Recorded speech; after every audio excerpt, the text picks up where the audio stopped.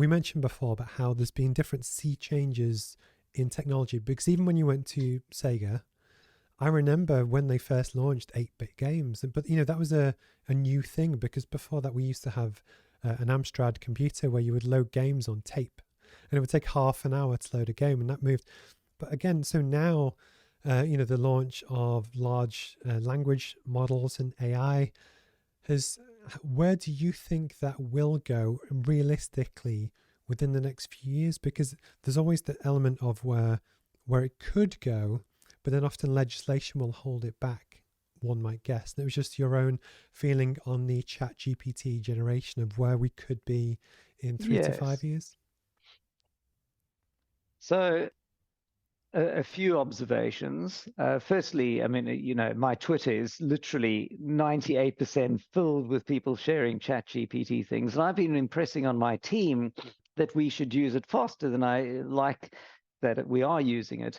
But I do a Monday morning team stand-up for the team on Zoom. Mm-hmm. So we're all, start the week. And I thought for fun last night, I've used ChatGPT to write my speech for today. So I said, write a stirring 2-minute speech telling about sales performance, the excellent work by the support team, and our recent product developments. And it came up with a little speech, which I posted actually on our Slack channel just as a joke. This is what ChatGPT wrote, because it was, on the one hand, tremendously impressive. On the other hand, seriously meh. It was exactly the management speak that I would never use. It's like, yeah.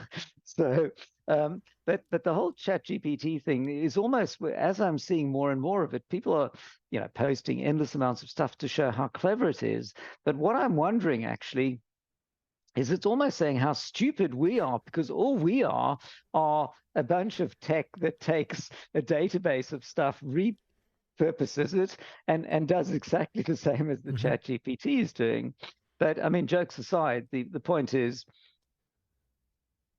it's an interesting quandary, because when blockchain came out, there were, a school of thought going, it's going to change everything, but we just need to look for applications for it.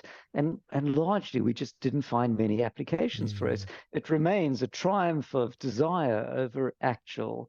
Whereas with ChatGPT, will it turn out to be, there are endless numbers of things it could do, but realistically, I'm still doing my own speech in the morning. My sales team are still doing their same emails.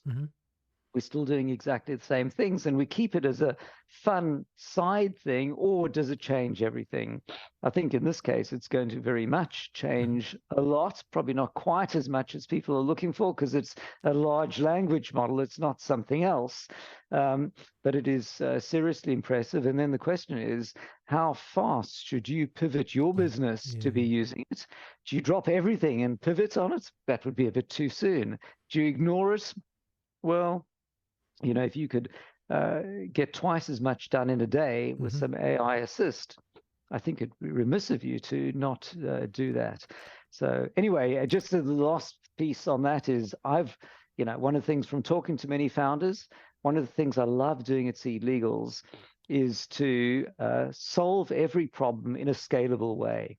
So I think, what would a law firm do? They would do the same thing again and again. I'm going to put unbounded CapEx to solve a problem, but make it a one-click for everyone after that.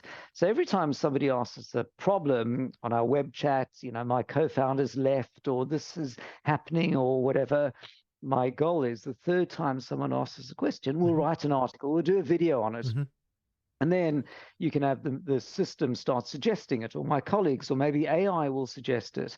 So we've written, and I've written, close to 500 articles on all sorts of things around startup companies, what founders should do in fundraising, the works.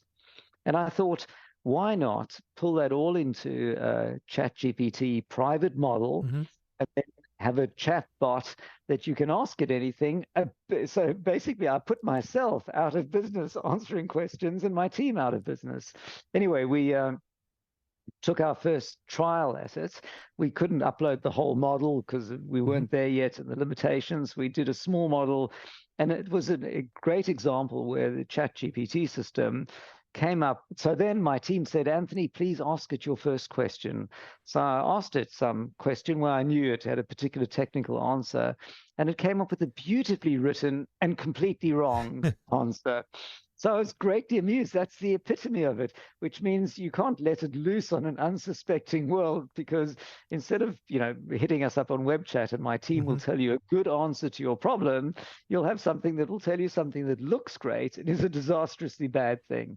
So now I have to figure out how to let it loose in a way that is going to be sensible. But I think as an early steer, even if it halved your customer service inquiries.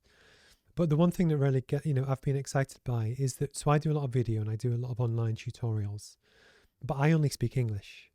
So we are in 51 countries now. And yes, a lot of people around the world want to learn English. Actually, they don't mind learning in English, learning business in English, because that's fine. But if we have a mission to help access, 5 billion people, a lot of them don't speak English. But now with a lot of the different platforms, you can either create a virtual avatar of Anthony Rose or Steve Pugh, Yep. but also for all of our videos, we have the transcript from what I've actually said. Yes, I would refine it, but then you can, in theory, feed that back in and have it in French and Hindi and Mandarin. And although at the moment it's still pretty clunky, and you can tell it's not a real person because it's all of the mannerisms and the things that just happen, but I can see where it's going to go. And one of the big things that I'm quite excited about, which law firms I guarantee will be quite slow to pivot. I just think they will be. University is the same for me, but it's that ability, as you say, to grow and scale in a way, because you'll make a punt, an educated risk on something that will either hit and Yep. or it won't. As well, I think a lot of people still, they're laggards. They sit in the mass market waiting to see what everyone else has done. But the truth is, after that horse has bolted, if people start to investigate new technology 2 years late, it's already gone. So I genuinely kind of respect and laud everything that you're doing. Actually, it's quite exciting to do that. We thought about something similar to do with solving business problems, because inherently for most business problems, there is actually a structure for what you should do. But the one thing that we found in a world of ChatGPT, people still want to ask a human. They know what the answer is, and ChatGPT can tell them what the answer should be, but they want to know, how did you solve that? Anthony, in your career, when you had this, and that's the magic that I don't think we have yet, but we will.